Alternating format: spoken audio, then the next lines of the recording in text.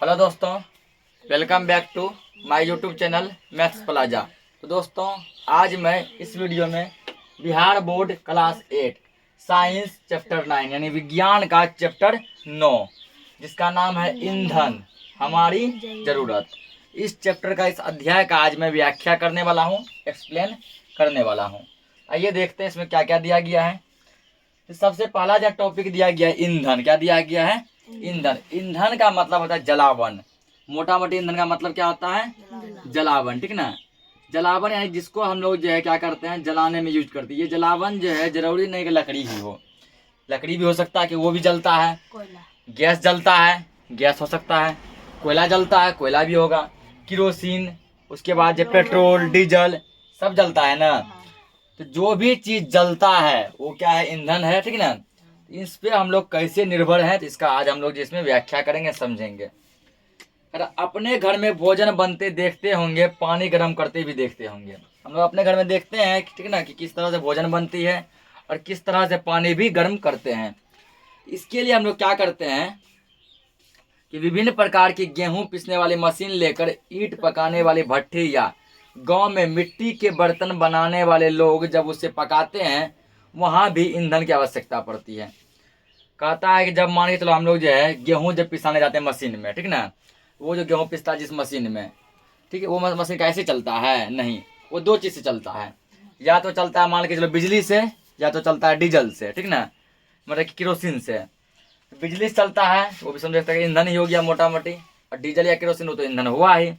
इसके अलावा जो गांव में जो है वो जो क्या कहते हैं, कुम्हार जो बर्तन जो बनाता है ना, वो जो बर्तन को बनाने के बाद बर्तन को पकाता जो है, क्योंकि नहीं कच्चे रह जाएगा, उसमें जो जलाते हैं वो भी क्या है? ईंधन है।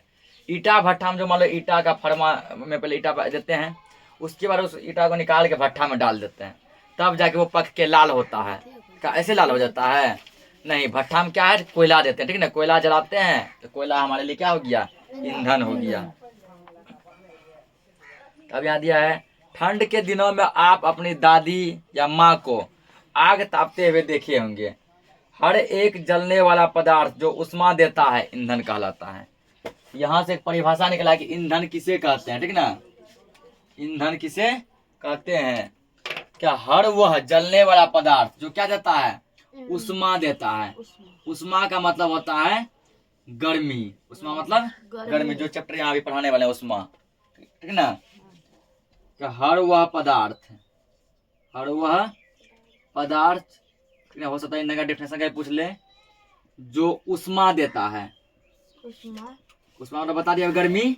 उष्मा देता है, क्या कहलाता है? ईंधन कहलाता है। ईंधन कहलाता है। कोई भी चीज जो जलता है ना वही ईंधन है। जो जलने के बाद जो भी गर्मी देते हैं, और जैसे मान लो अभी तुम लोग जिस टेबल बेंच पे बैठा हुआ है, ये भी जलेगा तो गर्मी भी लगेगा ना। मतलब ऐसे सेकेंगे हाथ तो गर्म लगेगा, तो वो भी क्या है? ईंधन है। यानी कोई भी पदार्थ जो है जलने के बाद क्या देता है? उष्मा देता है। ठीक ना? जो जल कर उष्मा देता है तो ये क्या कहलाता है? ईंधन कहलाता है। जैसे मान चलो लकड़ी हो गया, कोयला, उसके पेट्रोल डीजल किरोसिन, गोईठा जो गोबर से बनता है, एलपीजी गैस, सीएनजी गैस। ठीक ना? तो अभी जैसे देखा होगा कि हम लोग जो अपने घरों में जो गैस यूज करते हैं, ठीक ना, घर में जो गैस यूज करते हैं, घर में जो गैस यूज करते हैं वो कौन सा गैस है? एलपीजी। कौन सा गैस है? LPG, liquid petroleum gas. कुछ बच्चा ने भारत गैस बोला था। ठीक ना? उस एक कंपनी है, भारत एक कंपनी है जो सिलेंडर बनाया है। एचपी एक कंपनी है जो क्या बनाया है? सिलेंडर। इंडियन एक कंपनी है, इंडियन जो होता है इंडियन, जो सिलेंडर बनाया है। ठीक ना?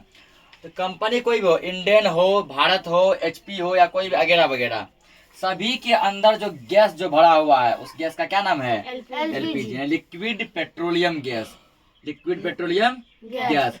अभी देखा होगा गाड़ी भी निकल रहा है गैस वाला, जैसे टेम्पो सब देखा होगा। ठीक ना? टोटो सब जो है, उसके बाद जो है ये शहर सब में बड़ा बड़ा पटना दिल्ली सब में ना एलपीजी बस से भी निकल गया है, उसमें बढ़ते हैं सीएनजी गैस। कौन सा गैस बढ़ते हैं? सीएनजी। पूछता है घरों में कौन सा गैस यूज करते हैं? एलपीजी। उसके बाद गाड़ी में कौन सा गैस यूज करते हैं? सीएनजी। अब देखो कुछ क्रियाकलाप यहाँ दिया गया है। एक तालिका बनाइए जिसमें यह बताइए कि कौन सा ईंधन किस काम में आता है। शिक्षक की हेल्प से करें। घरेलू उपयोग में क्या क्या काम लाते हैं। तो घरेलू उपयोग में पहले आता है एलपीजी गैस लाते हैं काम। और उसके बाद जिसका मान के चलो कि वो अमीर उमीर नहीं है, बहुत गरीब है, वो लकड़ी जलाता है लकड़ी मान लो कि चुन उन के लाता है जंगल उंगल से, ठीक ना, उसको जलाते हैं। गोबर का गोईठा जलाते हैं ना। उसके बाद दिया ट्रांसपोर्ट में। ट्रांसपोर्ट जैसे कोई गाड़ी घोड़ा है जो चलता जो है उसमें कौन सा यूज करते हैं। देखो ट्रांसपोर्ट में गाड़ी घोड़ा सब में सीएनजी गैस यूज करते हैं। अब पहले के ज़माने में जो है ट्रेन जो है बिजली से नहीं चलता था, अभी ट्रेन बिजली से चलता है। तो पूछे किससे चलता था। ट्रेन कोयला से चलता था। किससे चलता था। कोयला से। विद्युत उत्पादन यानी बिजली में जो है कौन सा ईंधन यूज करते हैं। तो बिजली अभी बनता है किससे, पानी से। पहले के ज़माने में बिजली भी कोयला से बनता था। कोयला एक ईंधन है। औद्योगिक उपयोग में, औद्योगिक मतलब वह कोई फैक्ट्री में भी कोयला यूज करते हैं, ठीक ना। इस तरह से हम लोग क्या करते हैं, अलग अलग चीज़ों में अलग अलग चीज़ यूज करते हैं। यह प्रश्न उठता है कि ईंधन किन किन अवस्थाओं में पाया जाता है, ठीक ना। कहता है कि ईंधन जो है जलावन जो है किन किन रूपों में हो सकता है। तो किसी भी चीज़ का अवस्था जो है, ठीक ना, अवस्था 3 होता है। अवस्था कितना होता है, 3 होता है। कौन कौन, ठीक ना। पहला होता है तुमको ठोस, पहला क्या होता है ठोस, दूसरा क्या होता है द्रव्य, और तीसरा क्या होता है गैस। ये पदार्थ की अवस्था है, ठीक ना। और संयोग से ईंधन जो है तीनों ही अवस्था में पाया जाता है। तो लकड़ी कोयला किसमें है, ठोस अवस्था में। उसके बाद देखो केरोसिन, पेट्रोल, डीजल द्रव अवस्था में पानी में है। और गैस तो खुद सीएनजी, एलपीजी किसमें है, गैस में है, ठीक।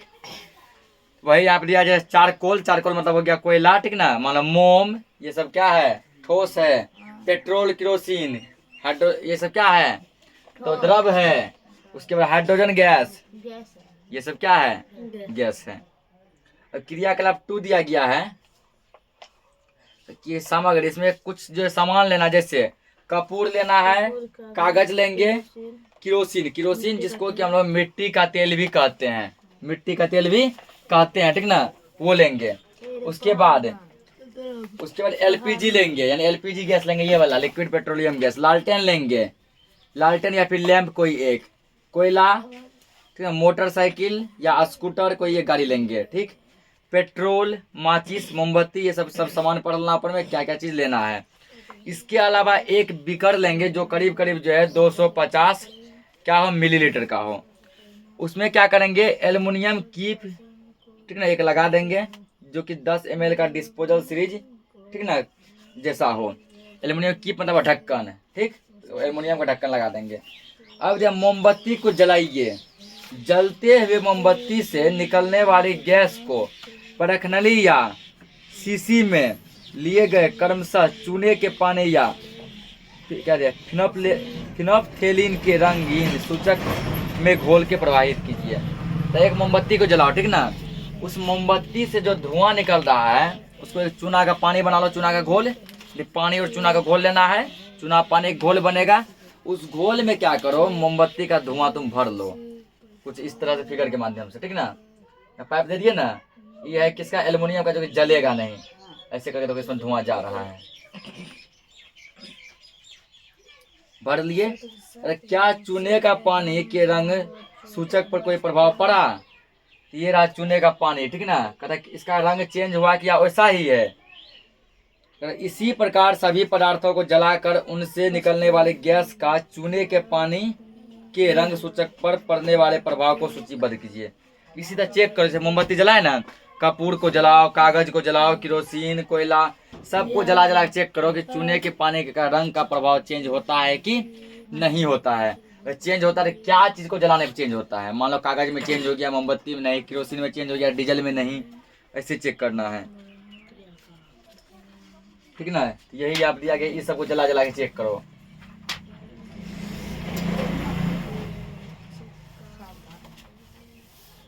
अब यहाँ कुछ पॉइंट दिया गया सावधानी की, क्या क्या सावधानी रखनी चाहिए। अत्यंत ज्वलनशील पदार्थ का परीक्षण सीधे ही जलाकर नहीं कीजिए। अत्यंत ज्वलनशील मतलब वह जो कि बहुत ही तेजी से जलता है, जो फास्ट जलता है, जैसे पेट्रोल। हल्का से एक दो बूंद पेट्रोल पड़ जाता है पूरा ऐसा आग का से भभक्का मारता है, ठीक ना। आग का बड़ा सा लगता है कि गोला उड़ गया हो। तो मान लो घोड़ा जैसे मान लो हाथ सेकता है, ठीक ना। तो हम लोग वहाँ क्या करते हैं, जो नहीं लगता है, जब धुआं देने लगता है, किरोसिन डालते हैं ना। किरोसिन ने डाल के तुम क्या करो, एक ढक्कन में पेट्रोल दो, तो एक बैगे से ठीक है एक बड़ा सा आग का धमाका निकला है। बोला ऐसे चीज़ों को डायरेक्ट नहीं जलाओ, ठीक ना। किसी चीज़ में उसको दे के, मान लो लकड़ी में दे के एक दो बूंद दे के तब जलाना, डायरेक्ट ही नहीं कि पेट्रोल में आग लगा दिए, तो बहुत बड़ा दुर्घटना हो सकता है। चूने के पानी के घोल को सदैव ढककर ही रखिए। चूल्हा का पानी का जो घोल बनाएंगे हमेशा ढक के रखना है। अब फिलोथेलिन सूचक घोल का रंगीन विलयन हल्का गुलाबी लेना उपयुक्त रहता है। कहता है ये जो है फिनोप्थेलिन जो सूचक जो है इसका रंग जो है गुलाबी, हल्का गुलाबी रंग का लेंगे ये, ठीक। अब यहाँ पर कुछ दिया गया है कि हम जो 7 क्लास में पढ़ चुके हैं, कार्बन डाइऑक्साइड के गुणों और इसके पहचान के लिए प्रयोग कर चुके हैं। कार्बन डाइऑक्साइड यानी CO2 के क्या क्या गुण हैं और इसके क्या क्या पहचान है। अब देखो, जब कार्बन को हम जलाते हैं, ठीक ना, जब कार्बन को हम क्या करते हैं, जलाते हैं, तो वो क्या करता है, तो देखो यहाँ पे यह कार्बन डाइऑक्साइड वायुमंडल से ऑक्सीजन प्राप्त करके ईंधन में उपस्थित कार्बन से क्रिया कर बनता है। कार्बन डाइऑक्साइड गैस बनने के उपरांत उष्मा और प्रकाश निकलती है। तो आप पूछेगा कार्बन डाइऑक्साइड गैस कैसे बनता है, तो देखो कार्बन डाइऑक्साइड गैस कैसे बनता है। कार्बन डाइऑक्साइड गैस बनने के उपरांत उष्मा और प्रकाश प्राप्त होती है।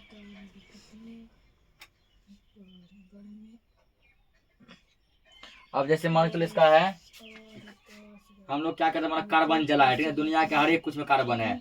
जो भी चीज जलता है उसमें क्या है, कार्बन। पूछा सर कार्बन कैसे पहचाने, जो भी चीज धुआं निकाला जलता, जो जलता वो ईंधन है। जो भी चीज धुआं निकाला उसमें कार्बन है, जो धुआं नहीं निकाला उसमें कार्बन नहीं है। तो आज के जमाने में लगभग जो है ऐसा कोई चीज नहीं है जो जले और जलने के बाद धुआं भी नहीं निकाले।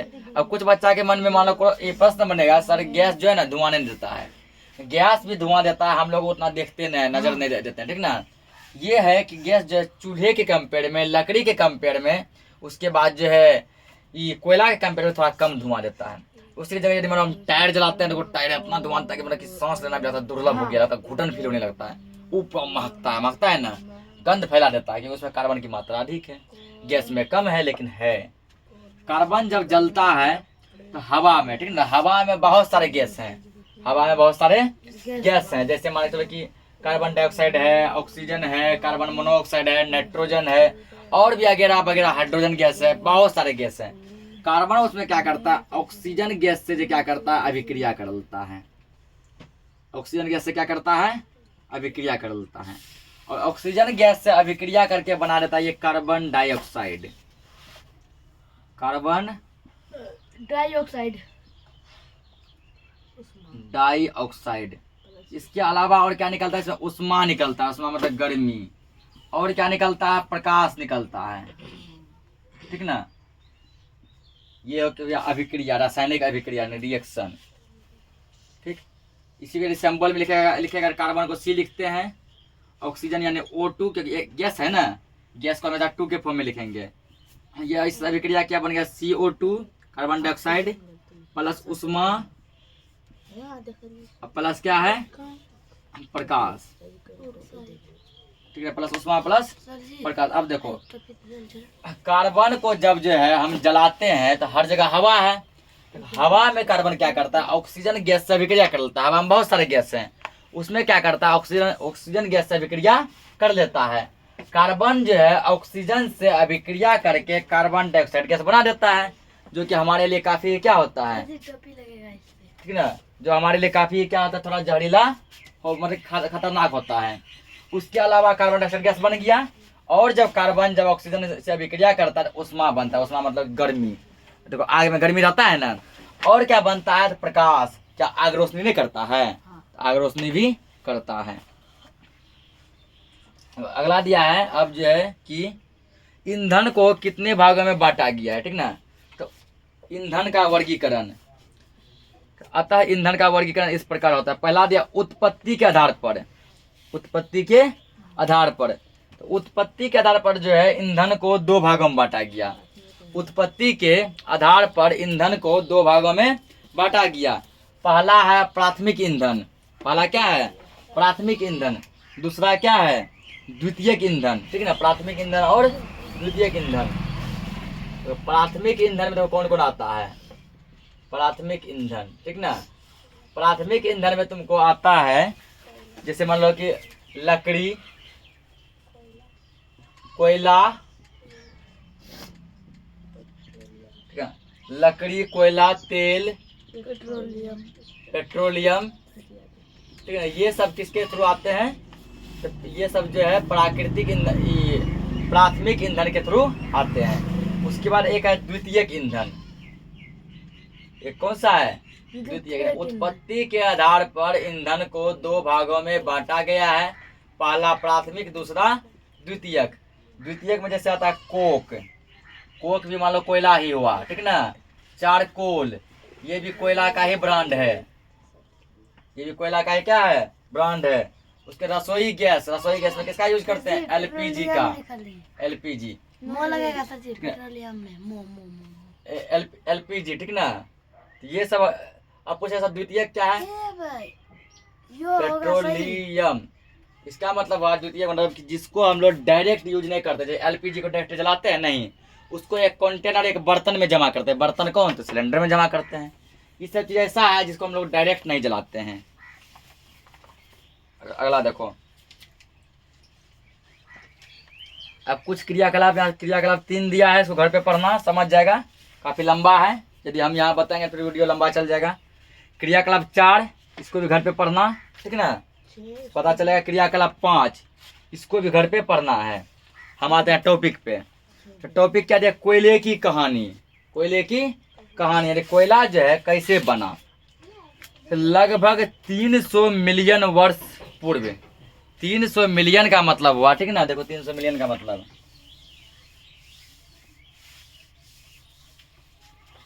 इकाई, दहाई, सैकड़ा, हजार, 10,000, 100,000, ठीक। ये 300 मिलियन, 300 मिलियन। इसको जब जो है तुम अपना भारत में कन्वर्ट करेगा ऐसे इकाई अथी में, हजार, सब में, लाख में, देखो इकाई, दहाई, सैकड़ा, हजार, 10,000, लाख, कितना हो गया? 30 लाख। इकाई, दहाई, सैकड़ा, हजार, 10,000, लाख, 300। अच्छा 300 मिलियन न दिया है, नहीं नहीं, एक और जीरो होगा। उसके बाद यहाँ फिर होगा एक और जीरो, फिर यहाँ कोमा 003, ये हुआ 300 मिलियन, 300 मिलियन। इसको जब तुम जो है ना अपना जाती हजार, लाख में कन्वर्ट करेगा तो गिन लो इसको, क्या गो जीरो है इस पे? 9 गो, 8 गो। इकाई, दहाई, सैकड़ा, हजार, 10,000, लाख, 10 लाख, करोड़, 10 करोड़, 30 करोड़, ठीक ना। 30 करोड़ वर्ष, यानी आज से 30 करोड़ साल पहले 300 मिलियन यहाँ भी वर्ष लगाते हैं। तो 300 मिलियन का जो ये अपना जो है इकाई दहाई में कन्वर्ट किए, क्या है? 30 करोड़ वर्ष, यानी आज से 30 करोड़ साल या 300 मिलियन साल पहले पृथ्वी पर निचले जलीय क्षेत्रों में घने वन थे। पृथ्वी का नीचे का हिस्सा जो है, ठीक ना, जहाँ के अभी मान के चलो क्या है, पानी उनी है, जलीय क्षेत्र है, पानी का इलाका है, वहाँ बहुत भयंकर वन हुआ करता था, जंगल हुआ करता था। बाढ़, भूकंप इत्यादि जैसे प्राकृतिक क्रियाओं के कारण ये वन मिट्टी के नीचे दब गए। फिर उस टाइम जब बाढ़ खूब आता था, ठीक ना, बाढ़ मतलब पूरा गांव पानी घुसता था, और ये वन क्या हुआ, नीचे से धीरे खोखला आते थे, धरती में दब गया। उस टाइम भूकंप खूब आता था, ठीक ना, भूकंप के कारण बड़ा बड़ा जो ना और सब पेड़ पौधा उसी जंगल में गिरता था, तो जिसके कारण वो वन के आगे नीचे की ओर दब गया। उसके ऊपर अधिक मिट्टी जम जाने के कारण वे संपीड़ित हो गए। तो ऐसे ही भूकंप होते गया, बाढ़ आते गया, भूकंप होते गया, बाढ़ आते गया, एकदम डबते डबते वो मिट्टी इतना नीचे दब गया कि वो पूरी तरह से ढक गया। जैसे जैसे वे गहरे होते गए उनका ताप भी बढ़ता गया। जैसे मतलब इतना नीचा गया कम गर्मी देता था, और नीचा गया अब वो और गर्मी उगलने लगा, और नीचा गया और गर्मी उगलने लगा। और जैसे जैसे नीचे बढ़ते गया उसका ताप भी बढ़ते गया। उच्च दाब और उच्च ताप पर वायु की अनुपस्थिति में अपसादी सेलों की परतों के बीच मृत वनस्पति उत्तक भी सुरक्षित रहा। अब वहाँ उसको हवा तो मिल नहीं रहा था, ठीक ना, तो हवा की अनुपस्थिति में, तो हवा वहाँ नहीं था, तो वहाँ था क्या, वहाँ पर जो है उसको ताप बहुत ज़्यादा गर्मी था, क्योंकि बताए थे कि पृथ्वी के अंदर जैसे जैसे हम जो है 32 किलोमीटर नीचे जाते हैं, ठीक ना, तो 1 डिग्री टेम्परेचर बढ़ जाता है। ठीक, उसके बाद जो वहाँ और क्या था, दाब थे कि हम लोग ऊपर से उसको दबाए रखे थे, ठीक ना, हवा लेकिन नहीं मिल रहा था, जिसके कारण क्या, निरंतर और धीरे धीरे दबाव पड़ने के कारण पौधे पीट में बदल गए और फिर लिग्नाइट, उसके बाद फिर कोयले में बदल गए। तो कोई पौधा जब पचक उचक के बाद दब उब के पिघल के बदल गया पीट में। पीट जो है कोयला का सबसे गंदा क्वालिटी का कोयला है। बताया था कोयला 4 टाइप का होता है। कौन कौन? एंथ्रासाइट, लिग्नाइट, बिटुमिनस, पीट। तो पहले पीट कोयला में बना, धीरे धीरे बन गया लिग्नाइट, लिग्नाइट के बाद जो फिर और सब कोयला में कन्वर्ट हो गया। तो पीग और लिग्नाइट दोनों ही अच्छे किस्म के ईंधन नहीं होते हैं, क्योंकि जलने में इनसे बहुत अधिक धुआं निकलता है। तो पीट और लिग्नाइट ये दोनों ही है ना घटिया क्वालिटी का कोयला है, क्योंकि ये जलने पर धुआं बहुत निकलता है, ठीक ना, प्रदूषण पूरा फैलाता है, प्रदूषण पूरा फैलाता है। ठीक, कोयले में मुख्य रूप से कार्बन होता है। कोयले में क्या होता है? कार्बन होता है। तो कार्बन है तभी धुआं निकलता है। कभी क्या बताए, जो चीज धुआं निकाला उसमें क्या है? कार्बन है। मृत वनस्पति के धीमे परिक्रम द्वारा कोयले में परिवर्तन को कार्बनीकरण कहते हैं। कोयले में जो लगातार जो परिवर्तन जो होता है, जो बदलाव होता है, वो क्या कहलाता है? कार्बनीकरण कहलाता है। क्रियाकलाप 6 घर से पढ़ना। फिर इसमें और आगे दिया गया है, कोयला वनस्पति के अवशेषों से बना है, क्योंकि वो जंगल झाड़ जो था वो क्या था? वनस्पति ही था ना, उसी का अवशेष, यानी वही सड़ के गल के पचक के टिपक के, ठीक ना, क्या बना? कोयला बना है। अतः कोयले को जीवाश्म ईंधन भी कहते हैं। क्या कहते हैं इसको? जीवाश्म ईंधन भी कहते हैं, यानी कि जीवों के लिए ईंधन। यदि कोयला को वायु में गर्म कर दिया जाए, ठीक ना, तो गर्म करने पे क्या बनेगा? कार्बन डाइऑक्साइड बनेगा और क्या करेगा? उष्मा रिलीज करेगा। ठीक, अब जैसे मान के चलो कि ये कोयला है, कोयला क्या करो जैसे मान लो कोयला ईटा भट्ठा में डाल दिए, कहीं पर भी डाल दो, इसको गर्म करो। गर्म जो करेगा क्या बनेगा? तुमको कार्बन डाइऑक्साइड गैस बनेगा, CO2 गैस। उतना लंबा क्या लिखेंगे? CO2 मतलब C मतलब कार्बन, 2 मतलब डाई, O मतलब ऑक्साइड, कार्बन डाई ऑक्साइड। और क्या निकालता है? उष्मा। तो गर्म करने वाले, जैसे मान लो जो आदमी कपड़ा आयरन करता है, ठीक ना, वो भी कोयला जलाता है भट्टी में, मतलब गर्म करता है। इसका मतलब वो कार्बन डाइऑक्साइड गैस पर निकाल रहा है, प्रदूषण फैला रहा है। ईटा भट्ठा में जो है मान लो जलता है कोयला, वो भी निकाल रहा है। बनाना फैक्ट्री में कोयला जलता है, गर्मी होता है ना, कार्बन डाइऑक्साइड निकाल रहा है और उष्मा भी निकाल रहा है। क्रियाकलाप 6 घर से पढ़ के लाना है। अब यहाँ समझे कोक। कोक क्या है? कोयला को वायु की अनुपस्थिति में गर्म करने पर कोक प्राप्त होता है। ठीक है, यहाँ देखो, यहाँ जो कोयला को गर्म किए हैं ये वायु के प्रेजेंटेशन में। किसके प्रेजेंटेशन में? वायु। यहाँ गर्म किए, देखो कब? हवा रहने पर। हवा रहने पर। तो जब कोयला को जो है हवा रहने पर गर्म किए तो क्या बना? कार्बन डाइऑक्साइड गैस बना और क्या बना? उष्मा निकला। उष्मा मतलब गर्मी निकला। तुम ईटा भट्ठा वालों खड़ा हो जाओ, क्या गर्मी नहीं निकलेगा? पूरा गर्म लगेगा। और जब इसी कोयला को फिर से गर्म करेंगे, ठीक ना, फिर गर्म किए, इस बार कंडीशन क्या? हवा नहीं रहने पर। हवा नहीं रहने पर, यानी कि हवा के अनुपस्थिति में, हवा नहीं रहने पर। जब कोयला को गर्म करेंगे हवा नहीं रहने पर, तो कोक बनेगा। क्या बनेगा? कोक बनेगा। कोयला को हवा रहने पे गर्म करेंगे तो कार्बन डाइऑक्साइड गैस बनेगा। कोयला को हवा नहीं रहने पे गर्म करेंगे कोक बनेगा। कार्बन डाइऑक्साइड और कोक दोनों कोयला का ब्रांड है। दोनों किससे बना है? कोयला से ही बना है। यह एक कठोर और काला पदार्थ है। ये बहुत कठोर रहता है, दबाना बहुत मुश्किल है। किस रंग का रहेगा? काला। ठीक है ना, कोक जो है कठोर रहता है और काला रहता है। यह जो है शुद्ध कार्बन है, क्योंकि इसमें हवा नहीं मिला है, इसलिए क्या है? शुद्ध कार्बन है। कोक का उपयोग हम लोग इस्पात बनाने में, धातुओं के निष्कर्षण में करते हैं। इस्पात जो उद्योग जो होता है उसमें करते हैं। अगला दिया कोल तार। कोल तार क्या है? दूसरी, ये भी लगता है कि अथी क्या है? तो दूसरी परखनली में जमा भूरे काले गाढ़ा द्रव को कोल तार कहते हैं। जब जो है मतलब कि अति क्रियाकलाप 6 पड़ेगा तो उसमें 2 परखनली है। दूसरा परखनली में जो भूरे रंग का जो चीज जमा हुआ है गाढ़ा जैसा है, वो कोल तार है। अगला देखो पढ़ो आप, कोयला गैस। ये पढ़े कोयला के बारे में केवल, यानी जब कोयला ठोस था, ठीक ना। अब पढ़े कोयला गैस के बारे में, जब कोयला गैस के फॉर्म में हो, जो कि हवा में पूरा मिला हुआ है। तो कोयले के प्रक्रम द्वारा कोक बनाते समय दूसरी प्रणाली में कोयला गैस प्राप्त होता है। यहाँ देखो, जब जो कोयला जब कोक बनाए हैं, कोयला से क्या बना है, कोक बना है। कब? हवा के अनुपस्थिति में, जब हवा नहीं हो तब कोयला से कोक बनता है।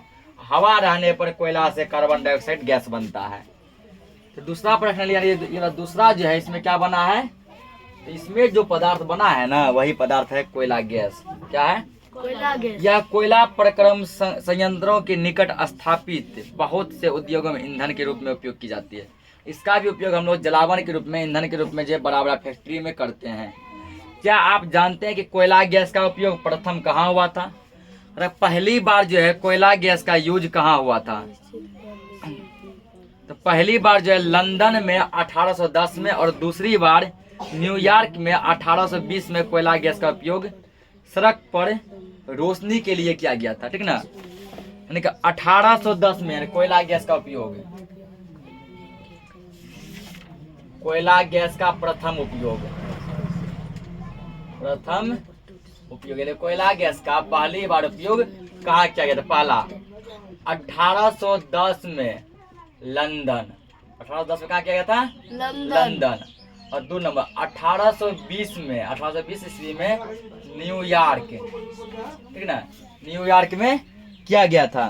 क्या चीज के लिए? सड़क पर रोशनी लाने के लिए, सड़कों पर रोशनी लाने के लिए किया गया था। आजकल इसका उपयोग रोशनी के बजाय उष्मा के स्रोत में किया जाता है। उस टाइम में किया गया था, यानी आज से करीब करीब अभी कितना चला है, 2000 ईस्वी चल रहा है, 2024, 200 साल पहले किया गया था। आज से 204 साल पहले यूज हुआ था पहली बार। अब इसका यूज हम लोग कोयला का उष्मा लाने में करते हैं, उष्मा मतलब गर्मी लाने में करते हैं, ठीक है ना। जैसे मतलब कोई भी चीज जलाते हैं, गर्मी देता है। अगला दिया पेट्रोलियम। अब कि पेट्रोलियम क्या है? आपने आसपास के मोटर वाहनों को देखा होगा जो पेट्रोलियम पदार्थ से चलते हैं, उसका नाम लिखना है, ठीक ना। जैसे मान लो बाइक किससे चलता है? पेट्रोल से, वो पेट्रोलियम है। उसके बस किससे चलता है? मान लो डीजल से। और कुछ होता है जो केरोसिन से। हवाई जहाज भी उसका एक अलग, मतलब कि अलग टाइप का एक ईंधन आता है। मोटर वाहन में प्रयुक्त ईंधन जैसे डीजल, पेट्रोल या प्राकृतिक स्रोत से प्राप्त होते हैं। तो अभी तक में जितना ये पुराने जमाने में जो गाड़ी सब निकला, वो 2 ही चीज से चला, या तो डीजल से या तो पेट्रोल से। जैसे कार चलता है, मोटरसाइकिल चलता है पेट्रोल से। उसके अलावा जो है जैसे टेम्पू हो गया, बस हो गया, ये सब चलता है डीजल से, ठीक है। और ये पेट्रोल डीजल जो दोनों जब प्राकृतिक स्रोत से प्राप्त होते हैं, मतलब हम लोग इसको घर में नहीं बना सकते हैं। इसको हम लोग क्या कहते हैं? पेट्रोलियम कहते हैं, पेट्रोलियम कहते हैं।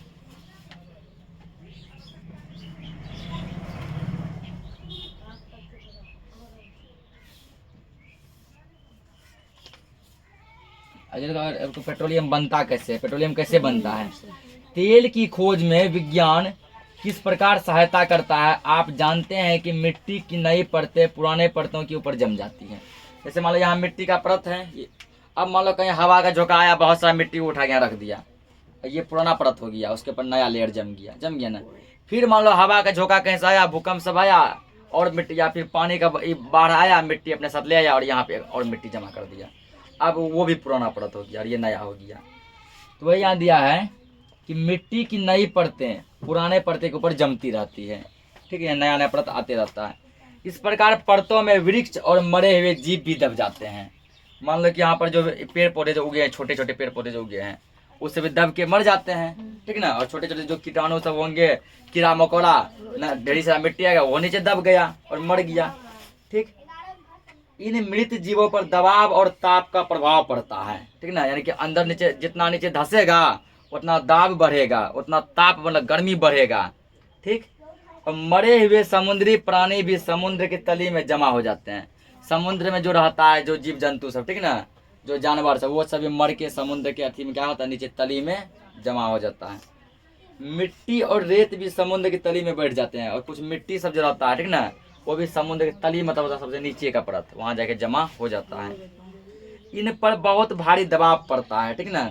इस पर हम लोग क्या करते हैं तो हमारे घर का, हम लोगों को चलने फिरने का, ठीक है ना, बड़ा बड़ा जो है क्या कहते हैं बिल्डिंग, इमारत, गाड़ी घोड़ा का दबाव पड़ता है।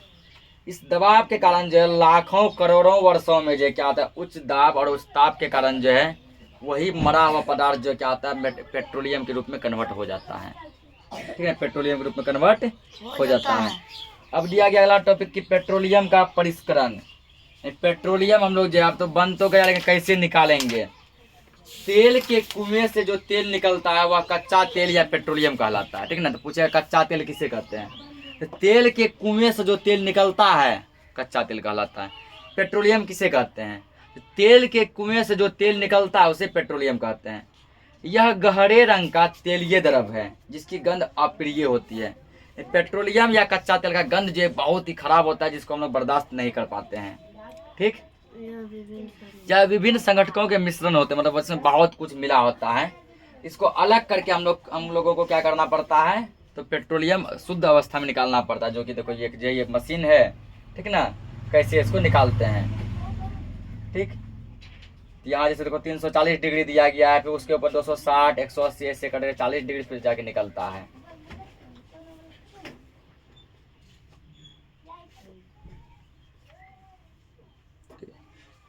आगे देखो अगला टॉपिक अब दिया, अगला कुछ टॉपिक यहाँ दिया गया है। तो द्रव रूप में पेट्रोलियम यानी कि लिक्विड फॉर्म में जो पेट्रोलियम रहता है उसको हम लोग एलपीजी कहते हैं, ठीक ना। और इसका यूज हम लोग जो है घर या ईंधन के रूप में करते हैं। पेट्रोल का उपयोग कहाँ कहाँ करते हैं, तो गाड़ी में करते हैं, वैमानिक उड़ने वाले में ईंधन अथी करते हैं, शुष्क धुलाई, कोई भी चीज़ धोने होने के लिए भी वहाँ पे करते हैं। इस तरह केरोसिन तेल इसका लैंप में, वायुयान में, लालटेन में इस समय करते हैं, देख लेना इसके हिसाब से। तो हमारे भारत में जो है कहाँ कहाँ तेल शोधक कारखाना है जहाँ की तेल पैदा करता है, ठीक है ना। पैदा तो पहला है असम का एक जगह है माहौर, वहाँ पे। दूसरा गुजरात के अकलेश्वर में। और तीसरा है मुंबई हाई में, ठीक ना, यानी मुंबई में। बिहार में तेल शोधक कारखाना कहाँ है, बिहार के बरौनी में। बिहार के बरौनी में क्या है, तेल शोधक कारखाना है। पूछेगा बिहार में तेल शोधक कारखाना कहाँ है, बरौनी में। अब यहाँ बरौनी के बारे में कुछ परिचय दिया है कि बरौनी तेल शोधक कारखाना है, इसके बारे में कुछ बताइए। तो बरौनी तेल शोधक कारखाना का निर्माण रूस और रोमानिया देश के सहयोग से 1964 में किया गया, जिसकी क्षमता 1965 में 1 मिलियन मीट्रिक टन प्रति वर्ष थी। यानी एक तो भारत तो था ही, भारत का 2 और देश हेल्प किया, एक रूस और एक रोमानिया। रूस और रोमानिया इन दोनों देशों के सहयोग से भारत क्या किया, बिहार राज्य में एक बरौनी कारखाना स्थापित किया। कब स्थापित किया, साल 1964 में।